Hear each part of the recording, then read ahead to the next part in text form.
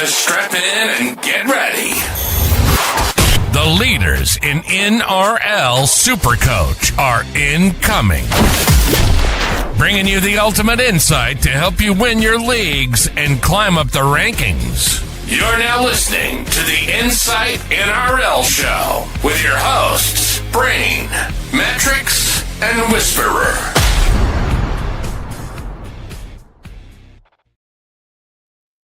G'day guys, welcome back to the Insight NRL Show. We've got round 10 ahead of us, and of course we're here to preview the week ahead. Boys, we didn't get a chance to do a proper wrap-up show last week. I'm sure you guys spoke about it a little bit, but we can see Josh, he's got his hat backwards. I have my hat backwards, but not the right hat on, so it doesn't count. And Mattrix is proudly showing the front of his cap, and I'm sure he's going to have something else on his head very soon. Josh, brag away, mate. How's the week? Good, mate. Good. 1574. As I said to Matty last night, did the math. Could have been 1812 if I sat start. You know, I was always tossing and turning over playing Robert Toyer, as we all were, I'm sure. So, look, it's good, mate. It's good. Carz, 154. Cleary, 129. Teddy, captain with a 130. Like, good vibes all around. Vibes were high. Couple of stinkers. Billy Smith being dudded yet again. Yeah. Yeah, and the Billy Smiths, people are trading him out. They've got the shits. So I'm sure we'll have a chat about him a little bit later. Matrix, you didn't have such a good week, but I mean, look, we're talking a 14-11 with the clown hat, which is pretty rough most weeks. Oh, I was like on absolute fire till I played like Xavier Willis and just being so sold about the wet game, and it was wet that these guys were going to play through the middle. Captain Payne Haas, which like I'd usually be happy with an 87 captain and everything like that. Like, if we want to split straws, I played Sandon Smith, I played Horsburgh over Nicholson, and I, in complete honesty, was never going to play one Robert Toyer. So, the 100 points I got from going Purdue instead of Toyer. But, I mean, it wasn't a bad week, really. You guys were just 100 points in front of me. It's usually how it works, isn't it? But, yeah, it was one of those weeks where I think, there were a lot of 1,600 scores. I feel like even, 1,500 was probably even a little bit below par, to be honest. Depending on where you're ranked, of course, that's going to change, but crazy week. I think we saw the scoring record broken.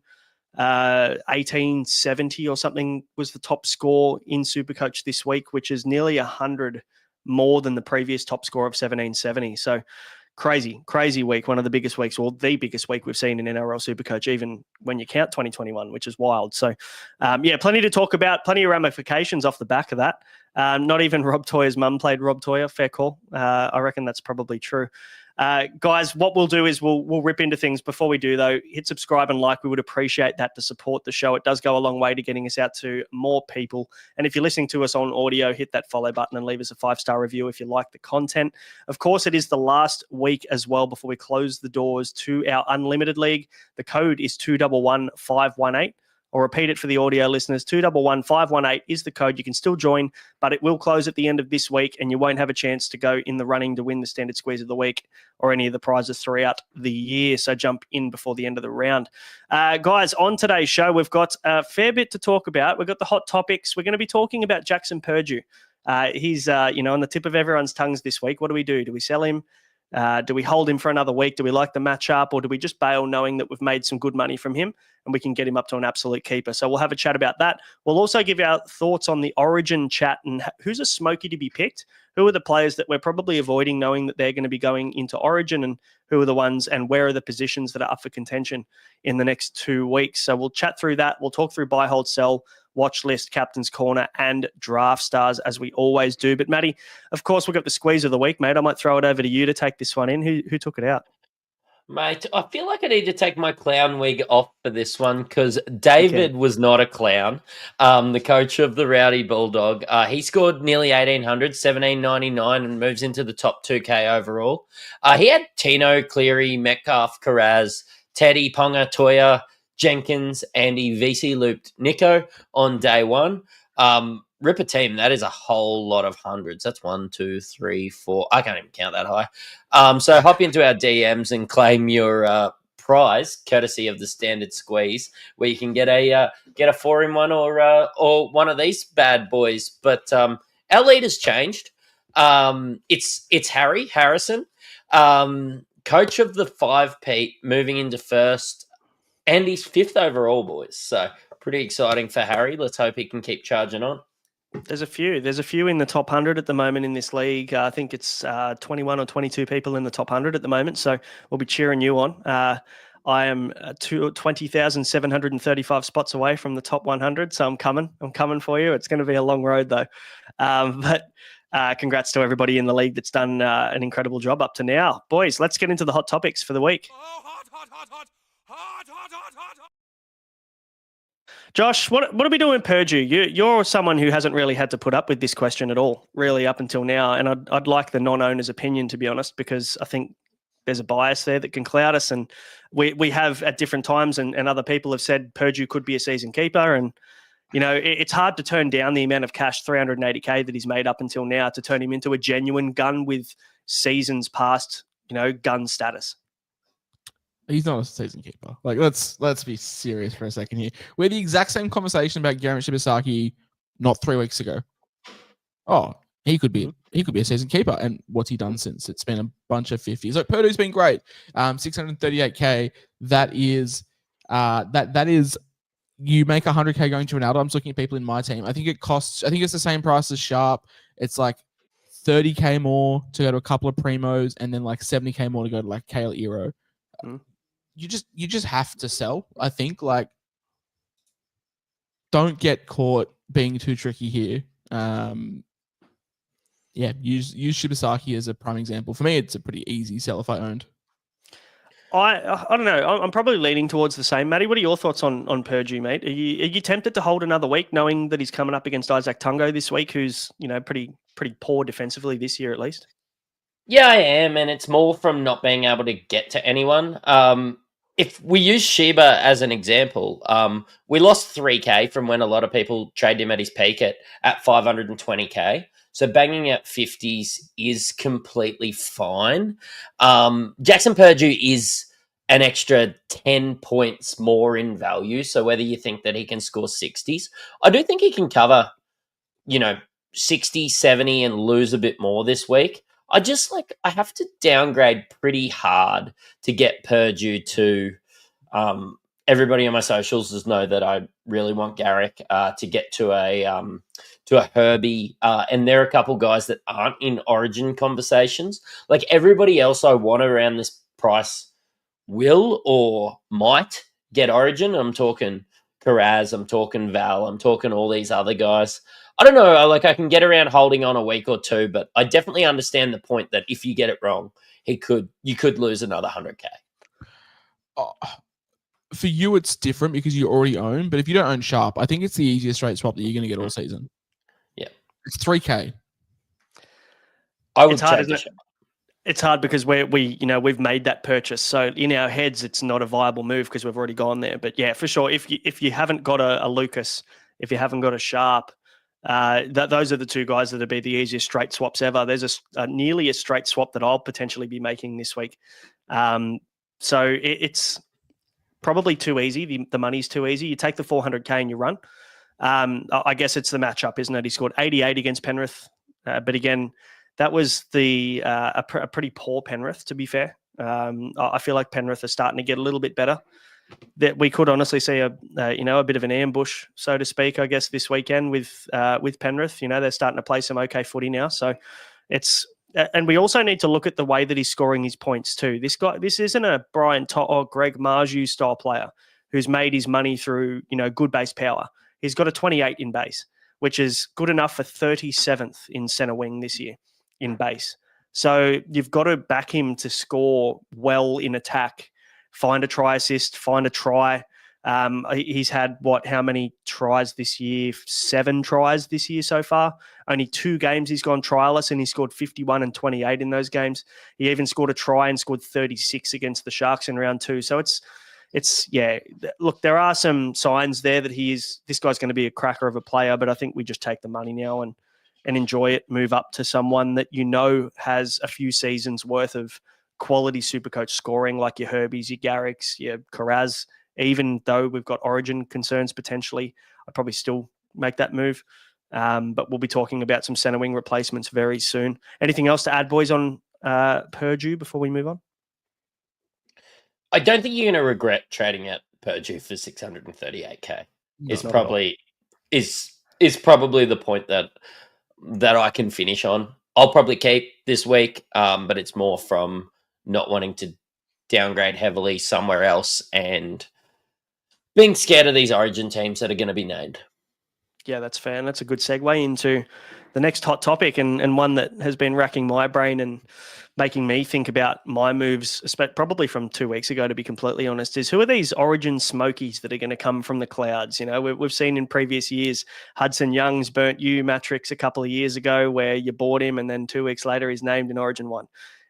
You know, there's a lot of players. Clint Gutherson, I think a couple of years ago as well, got named in the 14 jersey for Origin 3 out of nowhere after everyone bought him. So getting on top of, I guess, who the projected players are in these positions is really important. And I think there are a lot of positions still up for grabs, Josh, to be fair. You know, we've got the fullbacks, we've got the right wing for New South Wales, we've got the left centre is probably still up for grabs.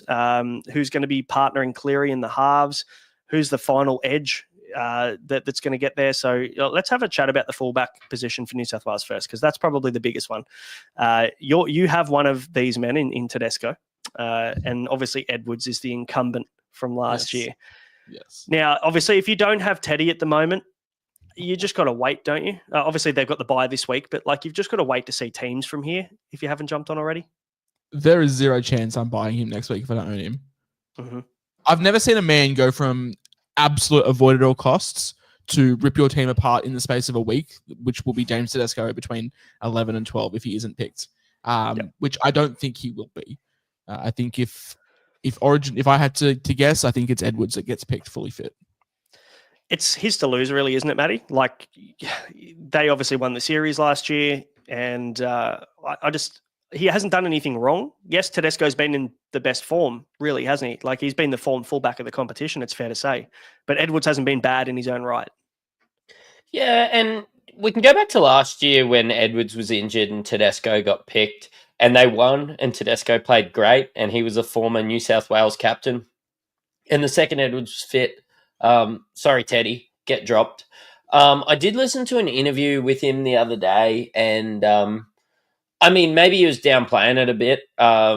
They were asking him if, you know, he's been considered for Origin, if he's thinking about Origin, if his form is, you know, him trying to get into Origin. He's like, I'm probably too old for that shit. I do think Edwards will get picked, but I also think I think Edwards will get picked. He's fine. He's named. It's Edwards. There's been a substantial talk around the lack of Ryan Papenhuyzen in this conversation, and I think Pappy is just one of those guys that's going to go down as an absolute NRL great that probably never got his chance at Origin. So I think Pappy is probably the, I would say, fifth choice behind Trell and behind Trebojevic. I just think they've done it at that level. In saying that, Pappy does have a Clive Churchill medalist, but yeah, I just think it's Edwards, Teddy, Turbo, Trell, then probably Pappy. I tend to agree. It's Pappy is the Stuart McGill to the Shane Warne of these other guys that you've just mentioned. I think it's just wrong place, wrong time, which is sad because I'd love to see him in the Origin arena. And look, he can be used maybe in a 14, but I feel like they'd probably need someone a bit more versatile. Connor Watson, that's his role. So, sadly won't be Pappy, but tell you what, Turbo and Trell's that next conversation. Maybe let's have a chat about that now. That left center position seems to be up for grabs between Trell, Turbo, and Bradman Best. Is there anybody else I'm missing there? You could probably throw in a couple of other centers, realistically, but I think it's between Trell and Turbo, don't you, Josh? Yeah, I guess if the Knights, I don't know, we talk about the incumbent, it was Best last year, and he was very, very good at the Origin arena. I wouldn't be shocked if Bradman Best isn't named. I don't know. I saw today that Greg Alexander has ruled Trell out of his team. I don't know how much sway Greg Alexander has these days, but Brandy, I would probably rank them Best, Trell, Turbo, and Turbo purely down to just body. rather than ability. So best 1, Trell 2, Turbo 3. Matty, I mean, obviously we're hoping that it's Bradman best, really, let's be honest, because then Trell and Turbo become fantastic SuperCoach options over the next couple of months. But I think we've all got fond memories, or sorry, you guys are Queenslanders. I have fond memories of Trell and Turbo at left and right centre in that series, and they probably both had career series, Turbo man of the series from memory. I mean, if they're both fit, can you pick them both? Is there a logic there, or you think Stephen Crichton's just locked in at right centre? Stephen Crichton has to be there. I You guys would be shooting yourself in the foot. You talking about fond memories, New South Wales. That's enough from you tonight. I think Stephen Crichton's the most locked in player in the back line. Yeah, I'd probably tend to agree. Yeah. I can't wait to talk about Sewer versus Nanai when we're talking about Trell versus Turbo. Heavyweights. Yeah. New South Wales. Lucky Queensland love being underdogs because they're there again. But I think Trell plays better at centre than Turbo, despite the fact that I'm a Turbo truther. If I had to, compare their game, who I think is the better player, I think Trell's a better centre than Turbo, which I think might come into play. Yeah, fair enough. Look, yeah, they've got some pretty good options there, so we'll see. But I mean, Trell and Turbo are both, spoiler alert, on the watch list this week because their break evens are monstrous. So we're probably not talking about them this week as buyers anyway. So you can afford to wait. Let's talk about the right wing position because this one's I guess a bit trickier to pick. You've got the incumbent in Lomax. He's been out for the last 6 weeks. I don't talk about politics, right wing, left wing. This isn't the place for that. I mean, yeah, it's all done now, isn't it? So we don't have to worry about that anymore. Carz versus Lomax is the conversation I'd like to have because I'm maybe in the Carz camp, maybe more than you guys are. And let me plead my case, and my case is Stephen Crichton. And I'm just looking at the combination that they've got on the right. Obviously, they've played together for a couple of seasons now. Carz is one of the informed wingers in the competition. I just think that does Laurie Daly in his first game want to go back to the well with Lomax, who's great in his own right, don't get me wrong, but he has not played a game of football in 6 weeks at NRL level, let alone going into one of the most fierce competitions in NRL history. I don't know. I'm just a little bit more concerned about the lack of football Lomax has played coming up to now and how good Carz has been. But I guess you made a good point, Josh, around the matchup with Xavier Coates in the air could be the downfall there for Carz. Yeah, I mean, it's not huge. It's like a 186 versus 191.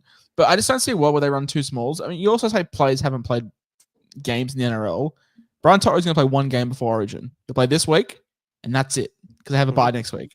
So there's a world where Lomax plays one game, gets the cobwebs out, and's picked. I would suggest it's Lomax. People were saying Carz is playing Origin after one game back. I think that's a bit premature. He's been fine. He didn't play great against the from an NRL standpoint, didn't play great against the Broncos. Obviously scored 3 tries against a bottom feeder side. I would still think it's Lomax's to lose personally. And the fact that Brian Toto is 4'3" probably helps Lomax a little bit as well. Yeah, you're probably right. I think, no one questions Brian Toto at all, Matty. But, we question Lomax. But I guess Toto's been there and done it for so long that he can perform at that level. Lomax has played one series, so and also hasn't played much wing this year, I'll add as well. People aren't ready for the next conversation because I was coming into this one saying Lomax. And not Carz. But as I was in row 4 watching these guys score, you talk about pairings, this next one has to be the old Panthers boys. The correct answer is Luai at 6 and Moses at 7, but it won't happen. No.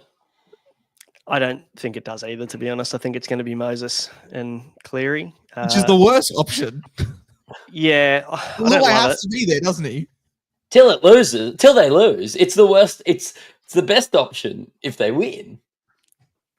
Yeah, look, I mean, I don't love I don't love the Moses at 6 chat. Just, I mean, is it just a matter of too many cooks in the kitchen? Can you scenario imagine here? a spine of Tedesco, Moses, and Cleary? No outside backs touching the ball. Yeah, that's true. That's true. And I mean, we look at Teddy and the Teddy and Cleary combination over the last few years hasn't exactly lit the world on fire, has it?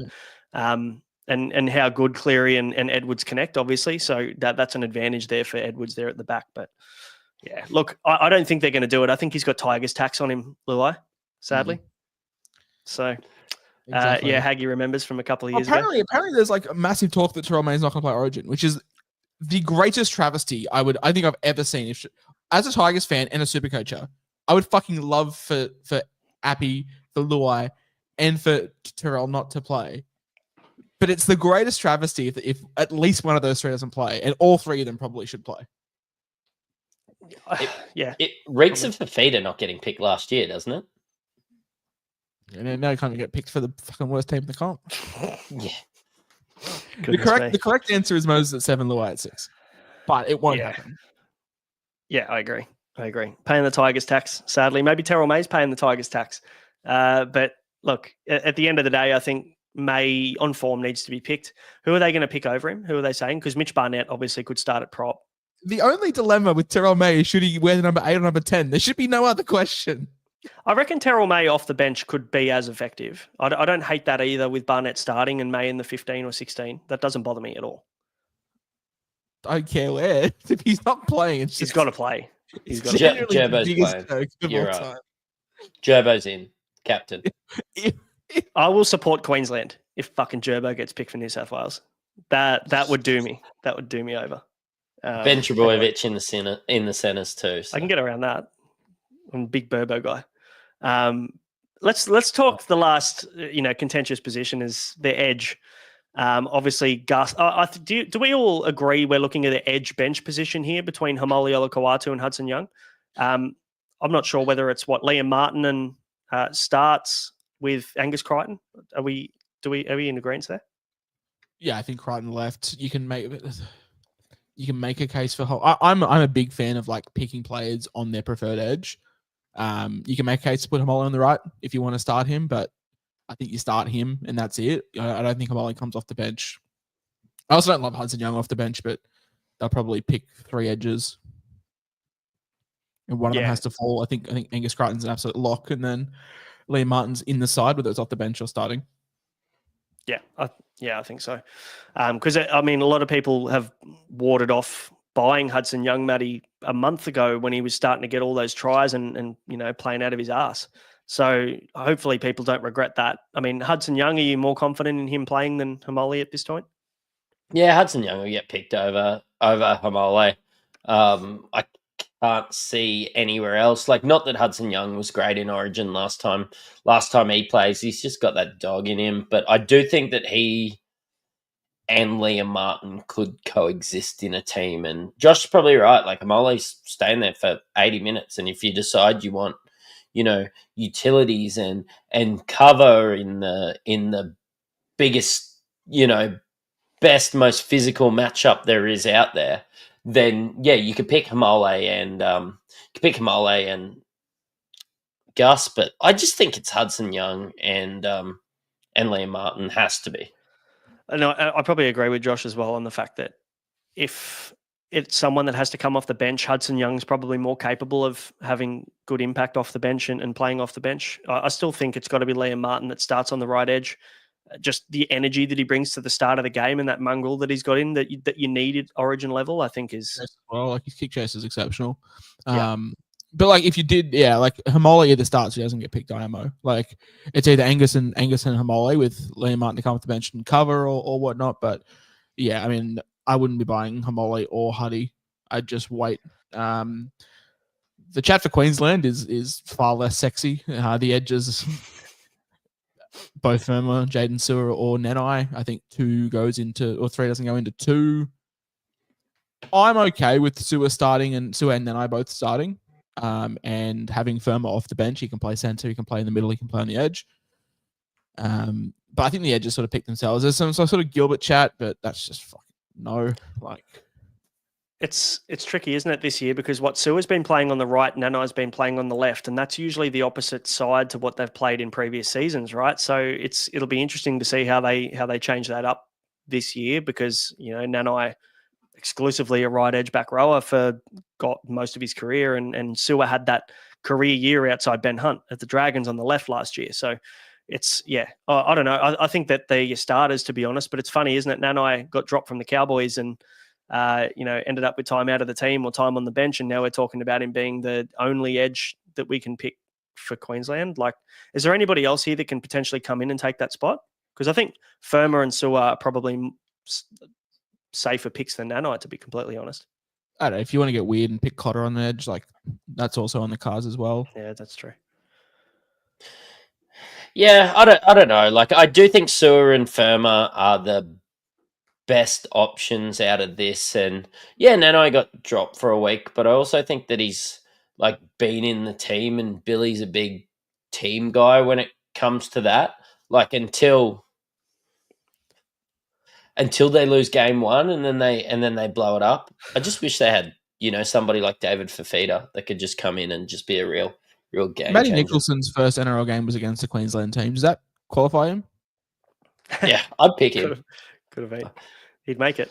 That's for sure. Like, I know. like Biakura was in the squad last year. That's where I sit with this. We're crying out for Fafita, aren't we? Like, we're absolutely crying out for Fafita.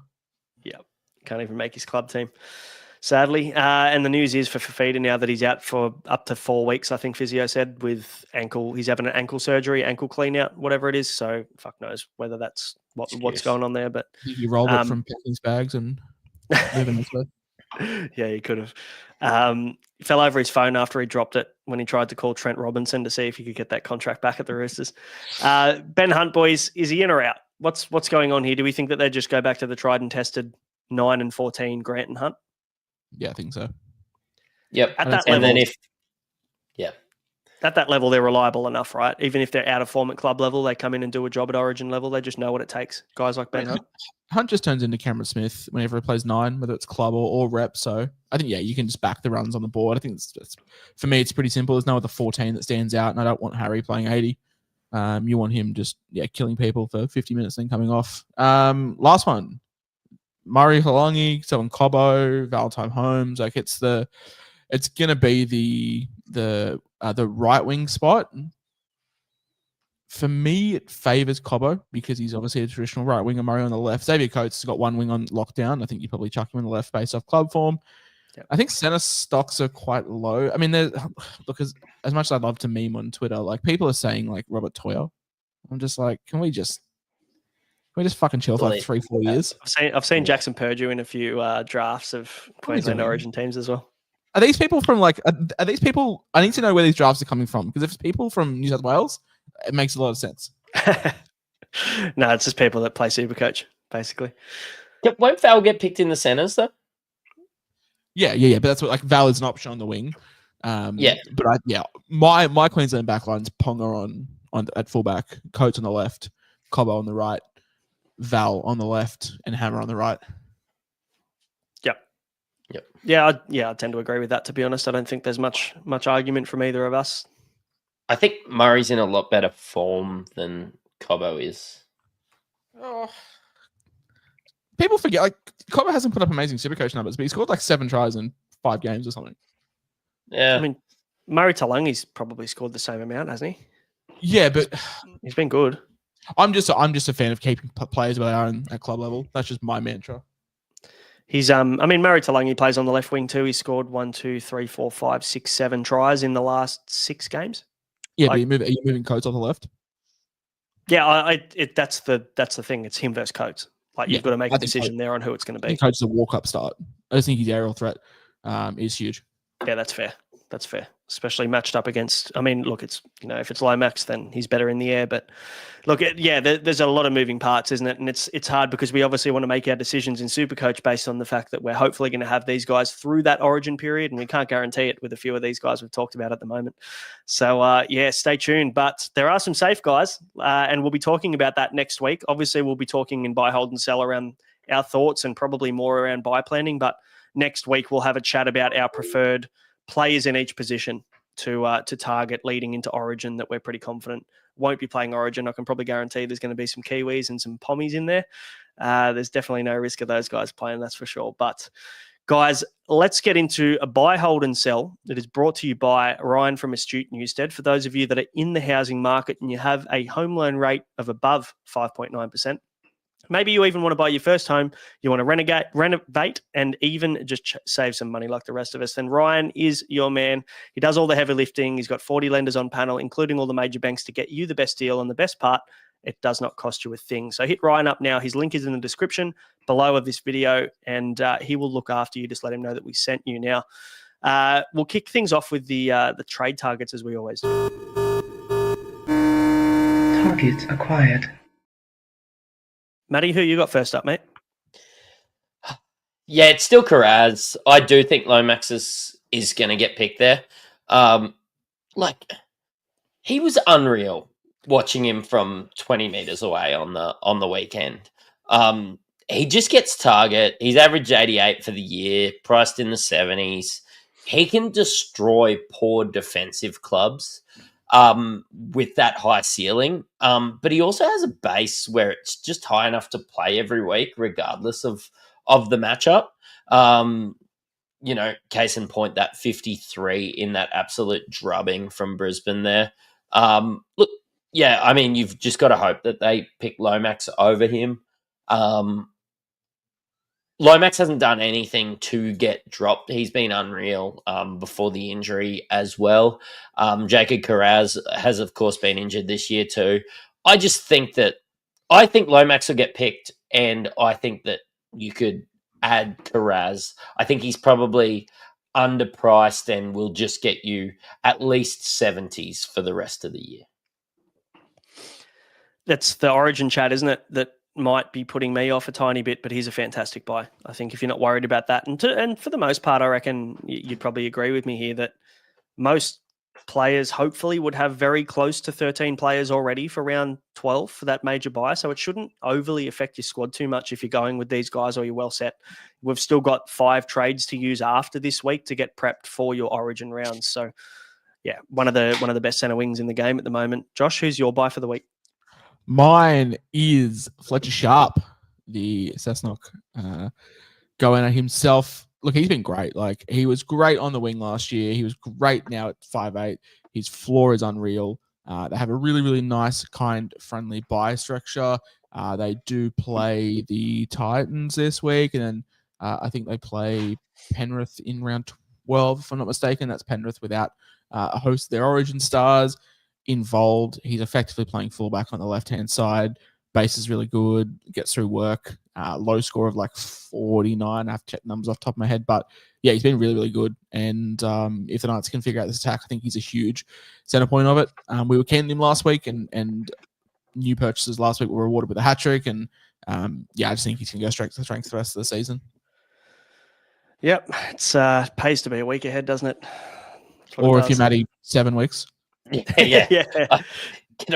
Get him a level, guys. I was getting... You know what? If you can't take him at his 40s, you don't deserve him at his 80s, guys. me with someone cover when everyone else is like, oh, is he a buy? Yeah, fuck. Fantastic buy. Love it. Fletcher Sharp, the second most purchased player this week. Carz, number 6. And my purchase, and I just want to preface this by saying that one of my favorite pastimes on the podcast is winding up Josh. And, we've talked a lot in the past around Nicho Hynes. And I've actually said as recently as last week that I'm not scared of Nicho Hynes anymore. And you know what he did to repay me for that? He put up his second 100 of the season, 117 with a top score for the year. And I honestly think that he is a buy now this week. And he's coming into my team this week.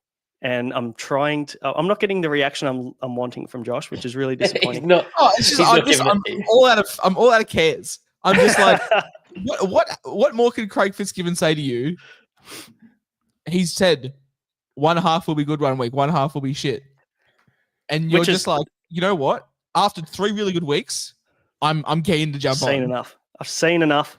No, on a serious note, look, he's got an 86 3-round average. I think, to be fair, if you're watching the game close enough, I think the touches have been better quality, and he hasn't been playing as much first receiver as what I've seen in previous weeks. Now, there was a couple of down weeks there for Niko where he went 48 and 38 in round 5 and 6. But since then, 65, 78, 117. He's also got a 115 back in round 3 against Souths. They play Manly this week, who concede the third most amount of points to halfbacks. I just think that this week's the week. Obviously, you're playing the Roosters without their origin players as well. He plays 2 of the 3 major buys and 2 of the 3 mini buys, so the schedule's fantastic. And I just think at the price point, he's 70K down on his starting price. So for me, I'm like, can I get a low 600K Niko? It's really hard to say no to that number, especially from what we're seeing now. I think he's starting to ease into that. I just want to highlight this. Look, I do think Niko is still the second best halfback for SuperCoach. Hughes has now had multiple injury concerns, whether it niggles or he sits out half a game or he just plots himself on the wing in defense because he doesn't have to do anything. Like, I'm just concerned over Hughes. I do think Niko is the second best halfback, but it's not like I'm like fist pump loving it. Yeah, definitely. We're just expecting Niko to be this 150 guy, and he's not that anymore. But if your expectations align with the fact that he can get you a 120 or a 110, and the floor looks like it's at about 50, then I don't think there's anything wrong with buying a guy priced at a 67 right now that can get you upwards of 100. So no, I think just temporary. Like the days of us sitting in round 1, the days of us doing preseason every year being like, oh, Niko's 830K, should we start with him? Are gone. I think it's more like, oh, Niko's like 740. I think there's like a 10-point drop off, but the floor's still great, as the comments are highlighting. Like, made 30 tackles last week, 32 the week before that. Base is good. He accumulates points. We love him for that. Goal kicker as well. Sharks will go attacking side. Yeah, just don't expect the 120 or whatever it was last week on a regular. Yeah, 100%. All right, let's move on to the holds for this week.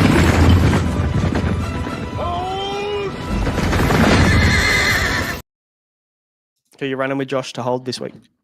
Mine is Sandon Smith. I probably should clarify because it looks like there's Smith squared in this whole section. Mine's Sandon Smith.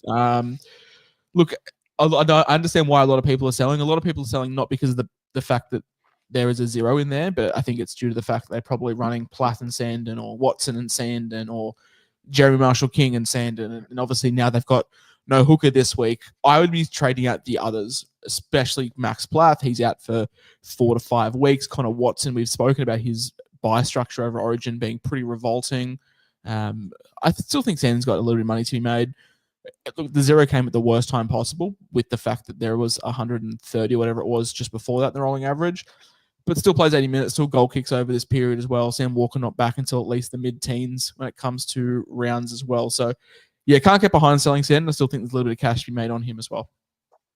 Yeah, for sure. I'm on Billy Smith, not to be, are they related? They're not related. So we're just going to keep firing out the Smiths. But I think a lot of people are probably jumping the gun a little bit selling Billy Smith. He scored 35 and 34 over the last 2 weeks. And obviously people bought him after he's 76 and he's 79. So I can understand why people would be a little bit frustrated because he got suspended. But look, it's all in base. And obviously, 35 or 34 in base power isn't amazing. But I think there's going to be some attack coming pretty soon for Billy Smith. I feel like he's been cucked a couple of times in the last few games as well. Like, that could have easily been a couple of 60s we're looking at over the last 2 weeks as well. So for me, I just feel like there's got to be another trade out there. I'm trading Purdue before I'm trading Billy Smith, before I'm trading Toya, before I'm trading these guys, because we forget as well, they've got probably the best buy structure. If you're ignoring 14 and 17 and you don't have a million Roosters in your team, they play all the minis and all the majors. And I think you're going to want guys like that in your team. And Billy Smith's a guy who can put up 80 with one attacking stat, to be fair. So I'm holding Billy Smith, and I'd urge people to do the same. Mattrix, you haven't got Lachlan Smith on the list, which I'm a little bit disappointed by. But who you got? No. Mine's so Sandon Smith, Billy Smith, Brandon Smith. I'm not the Roosters, so I don't need to. I don't need to hold him. Pete Mavzellis has got a broken fucking arm, so maybe we should just be holding him. No, mine's Lockie Hubner. He's just never been an AE nightmare. And quite frankly, I think Josh said it on last night's show. He hasn't made enough really to be worth selling. I feel like he's just one attacking stat away from pushing himself to 500K in the next 3 weeks. Like, I know there's a lot of chatter there, but he's starting again this week. Just hold. Trust me on Lockie Hubner. It'll come good when it comes to him. He's a lot better than a 350k player from what I've seen. A little bit of a plotter, but maybe like Seyfarth or some blokes like that we saw, rise in price and touch that 500k. Hubner's a bloke like that. He's just not done yet. So, isn't it funny? We were caught at a crossroads last week when we're looking at trying to trade out of 2RF. A lot of us made the decision to go Dylan Egan out and hold Hubner. Some of us held Egan and traded out Hubner. And honestly, we could end up at the same road 5-6 weeks down the track. Realistically, like Hubner could come good. Dylan Egan could realistically slow down. The minutes could drop off. We don't know because the roll's so up and down. So, who knows? Maybe you made the right and the wrong decision on both of those guys. We'll find out in probably about 6 weeks' time. We've also got some great Smith shouts in the chat. We've got Will Smith, who's got a mention here, one of the Parramatta Reels greats. Riley Smith, he's not a buy or a sell or anything. Also one of the Parramatta Eel greats. Yep, yeah, already 8 games in. But yes, keep throwing your Smiths in the chat. We enjoy it. Let's have a chat about the Smiths you need to get rid of this week.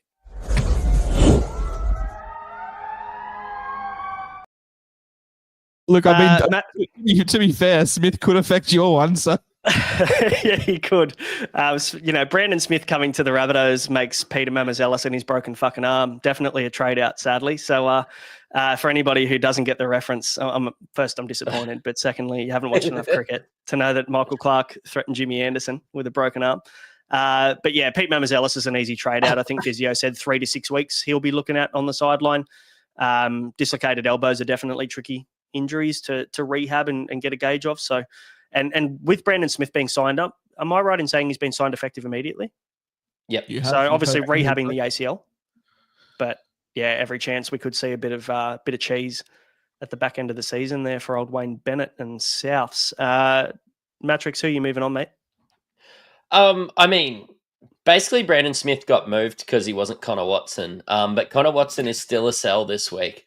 The break-even's high. He's going to play Origin. The schedule is super poor for Origin playing Roosters. Like, it's great for Roosters, which I suppose is why you guys had Sandon Smith and Billy Smith and Mr. and Mrs. Smith as the holds there. But for Connor Watson, he is going to be playing Origin. He's been in unreal form. Congratulations.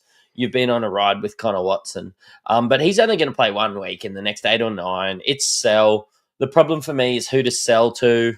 Like, Platt would be great, but he's injured and Harry Grant's injured. And, there's going to be other people playing Origin. There's your mids like Appy and your Reed Marnies who, like, we've all mentioned, like, could just pop up in an Origin team at some stage.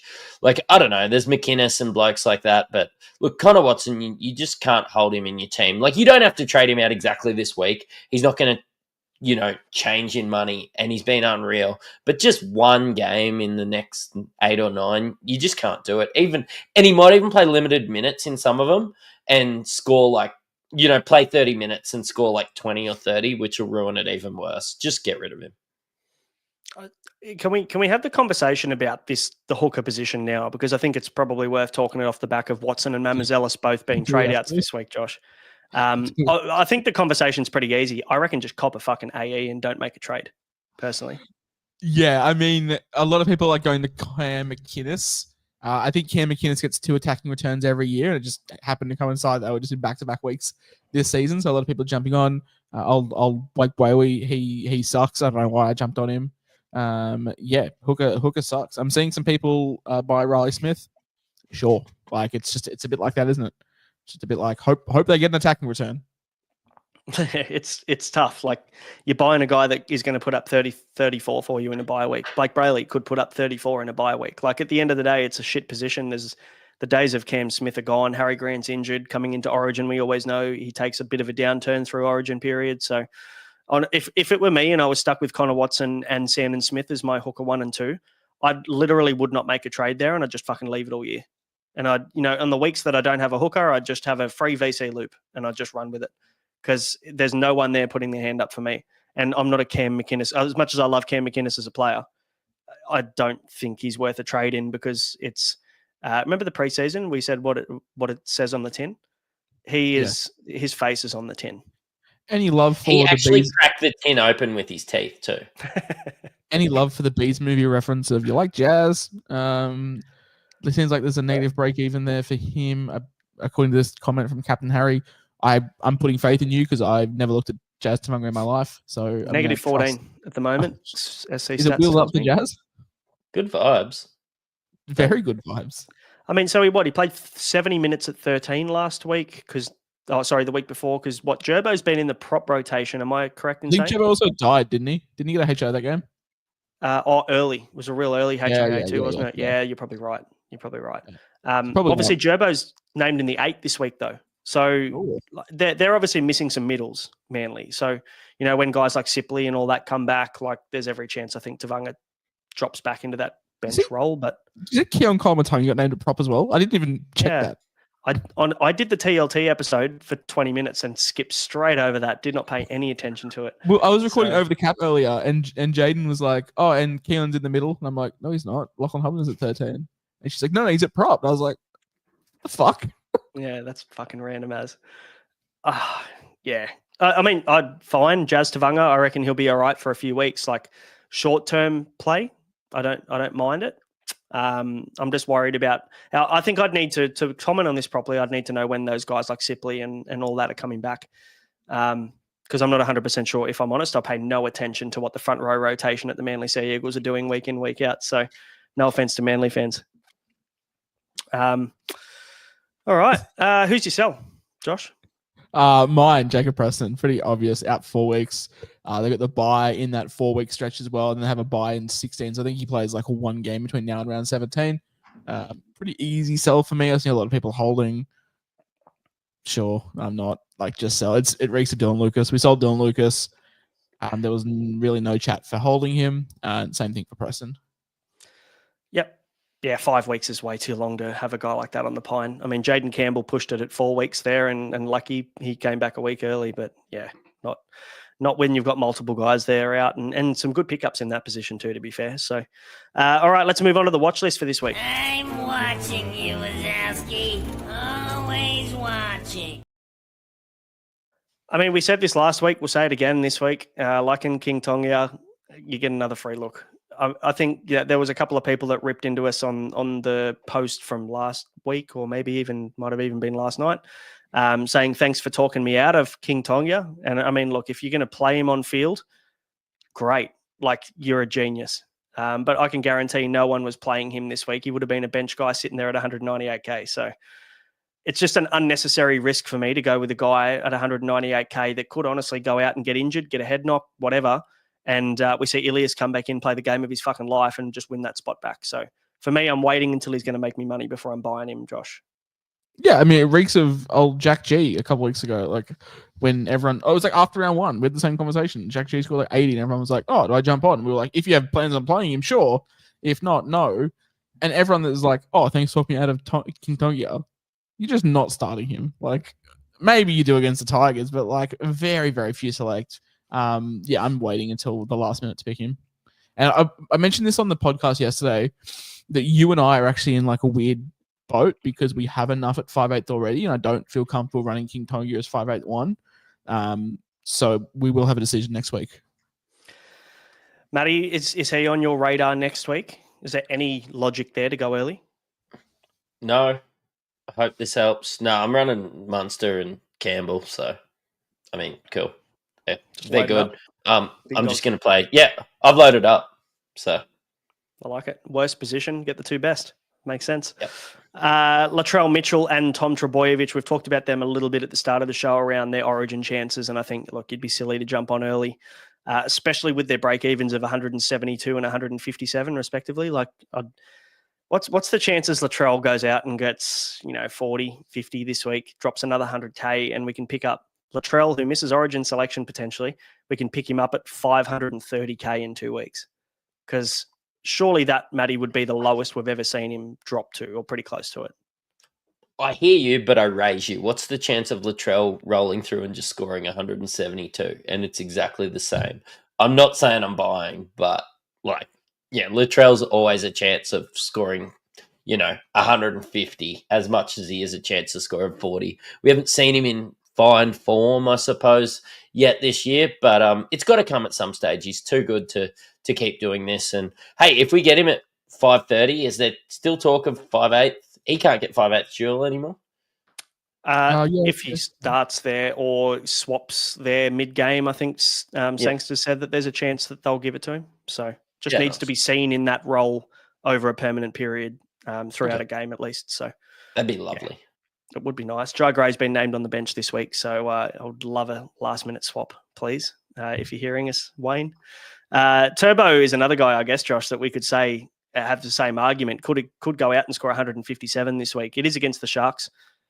Maybe less likely. Yeah. But I think Tedesco owners, yes, they're sitting on the edge of their seat waiting for Origin teams, but you do have two pretty good bailout options here in Trell and Turbo, and we'll talk about Turbo in a second. But yeah, Trell 172 break even, definitely can wait this week and then wait next week as well. You'll have the option of playing Teddy next week, and then you can look to jump off.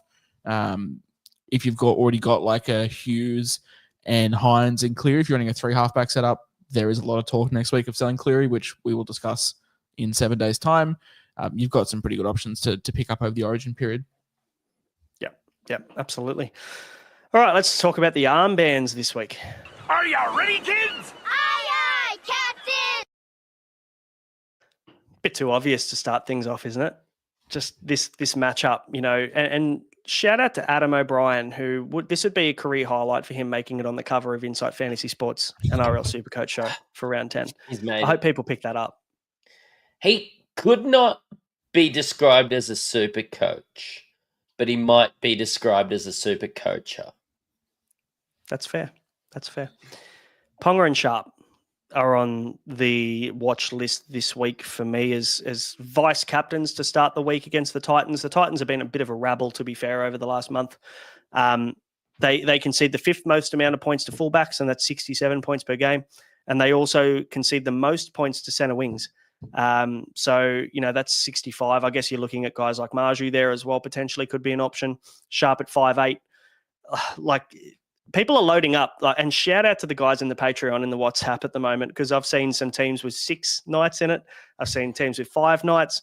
I've seen people buying Dane Gagai, Bradman Best, Kai Pearce-Paul, just going, fuck it, just load up against the Titans. And honestly, I can't even talk them out of it, Josh.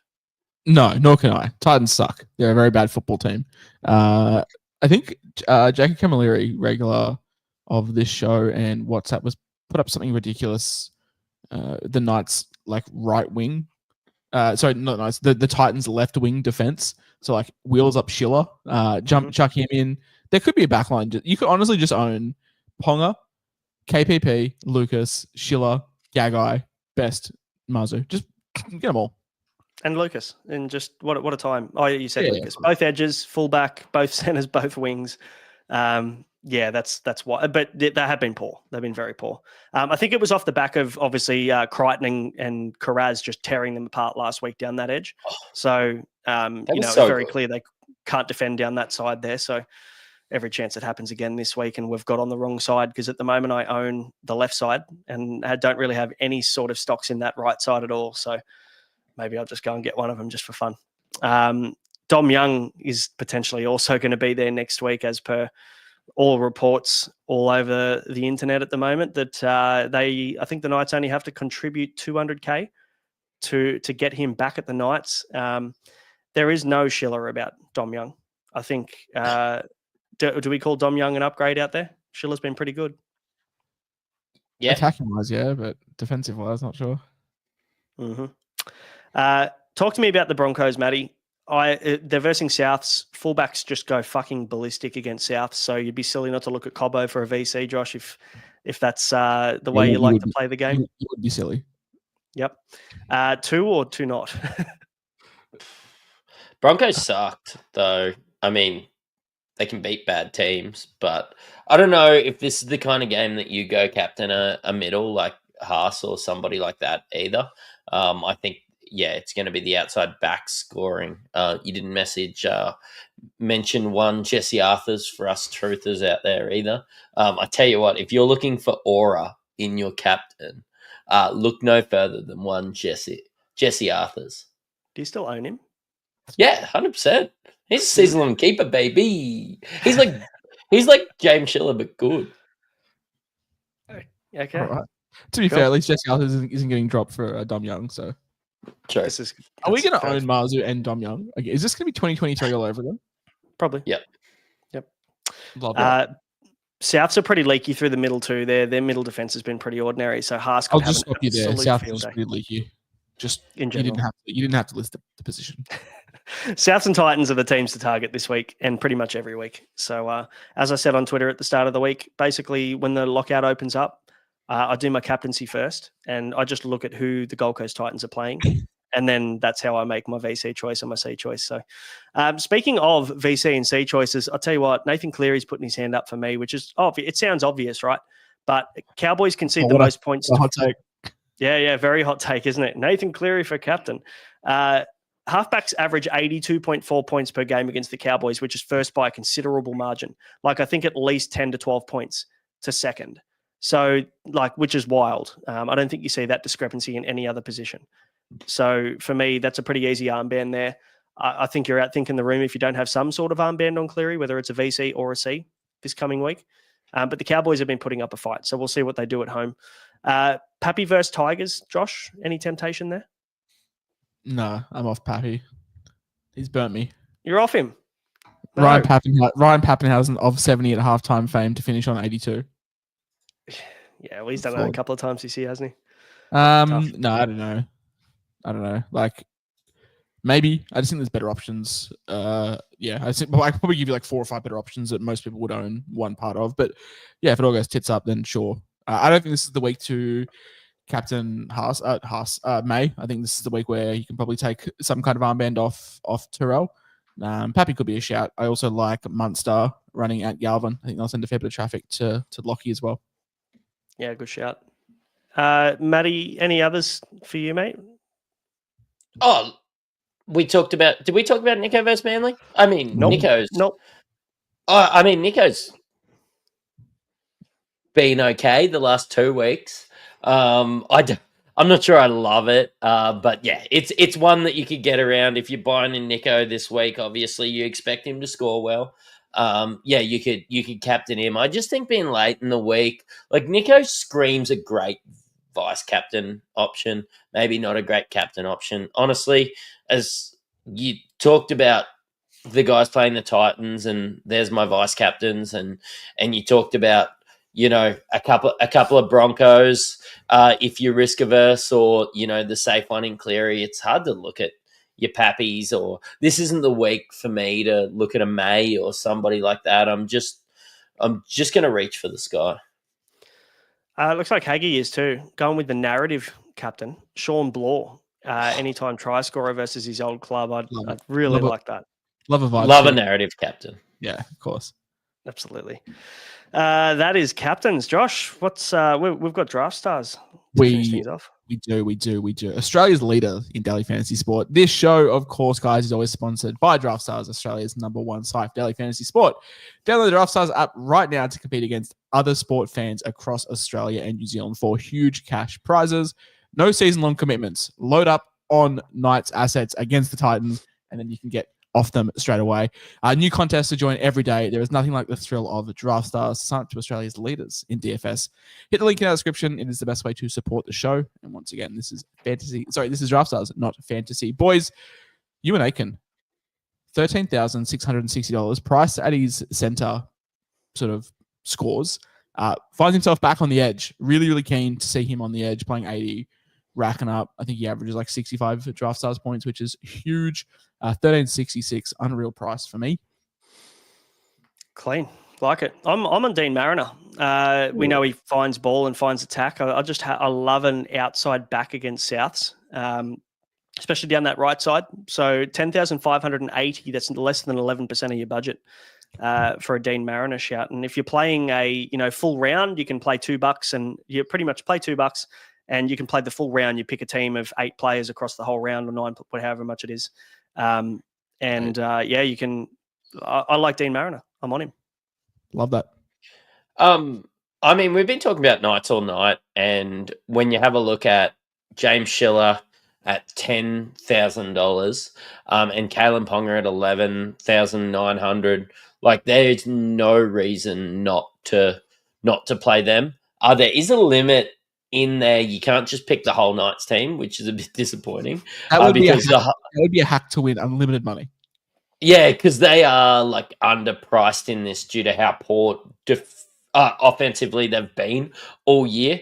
But when you take into account how poor these guys are, actually, I had a ripping weekend on Draft Stars while I was sitting there at Magic Round.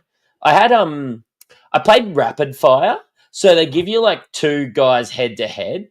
And I was on fire when it come to Rapid Fire. So they'll give you like Jerome Hughes and Cameron Munster, and you have to pick who's going to score the most fantasy points between those 2. And then you go, and then later on they'll pick another 2 wingers and a couple of middles and everything. And got on a little bit of a run on that. So did enjoy Draft Stars. I know all the lads at Magic Round were getting around it too. It's good fun for something that's a little bit different and like quick and easy to play. Very much so. And we'll always have our exclusive Insight Comp every Thursday. I'll put the link up in my socials and follow along, put the team up and stuff like that. But once again, thank you to Draft Stars. That's the run sheet, boys. Happy days. Done in just over an hour. And obviously, if you want a little bit more chat around the team lists and ins and out, we're doing a separate show on that, about a little 20-minute short one around drops around 4:30 p.m. on a Tuesday, just after teams have come out. So if you don't want to scroll through and have a look and try and remember what happened last week, you can just go and watch that show and it'll keep you up to date on everything that you need to know for the ins and outs for the week. But that is us for tonight, guys, and for round 10. Can I mention we had 4 shows dropping tonight? Josh and JG with Over the Cap. We had AFL, we had NFL. It was popping. There's a lot going on, isn't there, at Insight? Love it. Absolutely love it. And for anybody who doesn't know, we do cover nearly every fantasy sport out there, AFL and NRL through the footy season. The boys in the NFL show are starting to ramp up now, with even some early draft chat and dynasty chat happening there. So NFL is only a few months away. NBA is having a bit of a break at the moment, but that'll be back, I'm assuming, in probably July. And then obviously, the guys, and you got a Patrick Ewing jersey on. How good's the timing there? And then obviously we've got BBL and we've got NBL SuperCoach as well at the back. So that'll be at the back end of the year. Josh, you need to explain your jersey. I am not a Knicks fan. I'm just a big rigged lottery guy. Big rigged NBA draft kind of guy. So I'm a big Patrick Ewing fan. I hope a lot of people get that reference because it's very niche. I know that you two enjoy it. I was going to say, I don't know whether many people are going to get that. I love a bent corner on an envelope. Very good, guys. We will leave it there, but thanks for watching. If you want to get a little bit more from us and get full access, get all your questions answered, you can become a Patreon subscriber. The link is in the description below there to support the show and get involved with what we do behind the scenes. Otherwise, guys, hit that subscribe button if you haven't yet. Give it a like as well to support the show, and we will see you on Sunday for the round 10 wrap up. Good luck this week. We'll catch you then. Cheerio.